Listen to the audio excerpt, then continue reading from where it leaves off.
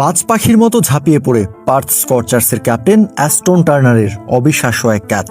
এক হাতে বলটা তালুবন্দি করেই বনো উদযাপন শুরু টার্নারের। ছুটে এলেন সতীর্থরাও, কেউই যেন বিশ্বাস করতে পারছেন না ক্যাচটা ঠিক কিভাবে ধরলেন টার্নারের ধরা এই ক্যাচটা ঠিক যতটা সুন্দর, পারভেজ হোসেন ইমনের শটটা ছিল ঠিক ততটাই দৃষ্টিকটু। একেবারে যেন নিজের উইকেটটা বিলিয়ে দিয়ে এসেছেন প্রতিপক্ষ দলকে।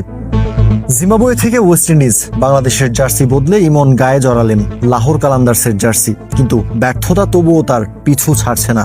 গ্লোবাল সুপার লিগের প্রথম ম্যাচেই ব্যাট হাতে সুপার ফ্লপ লাহোর কালান্দার্সের টপ অর্ডার ব্যাটার। টসে জিতে পার্থ স্কর্চার্স 11 ব্যাটিংয়ে পাঠায় ইমনের দল লাহোর কালান্দার্সকে। ইমন ব্যাট করতে নামেন দলের 2 উইকেট পড়ে যাওয়ার পর 4 নম্বরে। জিএসএল এ নিজের প্রথম ম্যাচটা খেলতে নেমেই হতাশ করেছেন পারভেজ হোসেন ইমন। 9 বল খেলে আউট হয়ে ফিরেছেন মাত্র 3 রান করে। করতে পারেনি দলের প্রয়োজন মেটানো ব্যাটিংটা।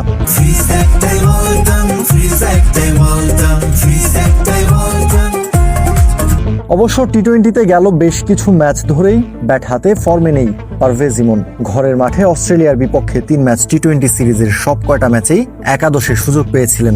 দ্বিতীয় ম্যাচে ব্যক্তিগত সর্বোচ্চ 36 রান সহ 3 ম্যাচে করেছিলেন মাত্র 47 রান। এরপর জিম্বাবুয়ের বিপক্ষে টি-20 সিরিজেও ইমন ছিলেন নিজের ছায়া হয়ে। বুলাওয়েতে 3 ম্যাচ টি-20 সিরিজের সব ম্যাচেই বাংলাদেশ দলের একাদশে ছিলেন তিনি। এই 3 ম্যাচে ইমনের রানের সংখ্যাটা আরও কম, মোট রান ছিল মাত্র 30। এখন প্রশ্ন উঠতে পারে, অফ ফর্মে থাকা ইমনকে কেন জিএসএল খেলতে নিয়ে গেছে লাহোর কালান্দার্স? নিবে নাই বা কেন? গেল পাকিস্তান সুপার লিগ পিএসএল এ দলটার হয়ে মাত্র 3 ম্যাচ খেলার সুযোগ হয়েছিল ইমনের, আর এই 3 ম্যাচের একটাই খেলেছিলেন 45 রানের এক অনবদ্য ইনিংস। 3 ম্যাচে মোট 71 রান করেছিলেন 161-র বেশি স্ট্রাইক রেটে। পিএসএল এ তার আগ্রাসী ব্যাটিংটাই মন জিতেছিল লাহোর কালান্দার্স ফ্র্যাঞ্চাইজির। সেজন্যই গ্লোবাল সুপার লিগেও ইমনের উপর আস্থা রাখছে পিএসএল এর দলটা।